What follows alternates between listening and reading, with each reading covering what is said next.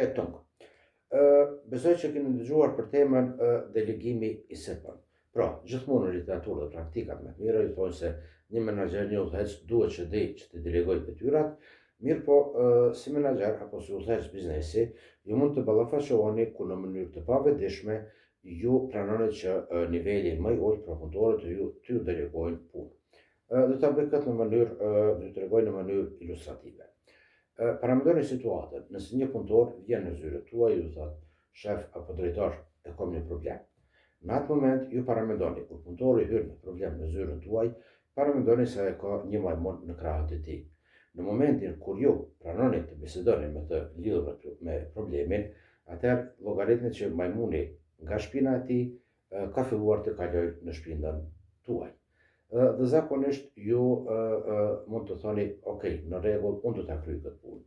Në atë rast ju e keni marrë majmunin apo e keni marrë barën përsipër. Më kujtohet një rast, më herët në një organizatë dhe kishin probleme lidhje të internetit. E kishim urgjencë që të dërgoj një ofertë edhe një punëtor më thotë, vjen thotë, drejtor, interneti nuk po bën, duhet që ta dërgojmë ofertën urgjent. Unë i them, në rregull, do ta dërgoj sot prej shtëpisë.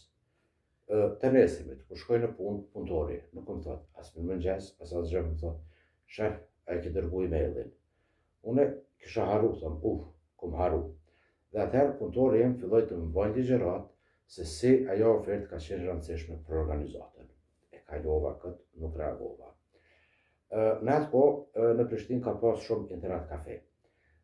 Ora në internet kafe ka qenë 1 mark. Një javë e kom marrë 1 mark me dalë në xhep. Edhe kam prit rastin kur nuk ka përsëri internet, dhe vjen punëtori, po i njëjti më thotë, drejtor, duhet të dërgoj një email, nuk po bën interneti, a mundesh me dërgu prej shtëpisë. Vete kom zënë 1 mark dhe kom hodh. Tash merre, shkon në internet kafe dhe dërgoje sot me njëherë. Pra, mos pranoni që punëtori juaj të ju delegoj detyra. Ju mund ta këshilloni, mund ta mësoni, por jo ta merrni barën për të kryer detyrat e dikujt tjetër.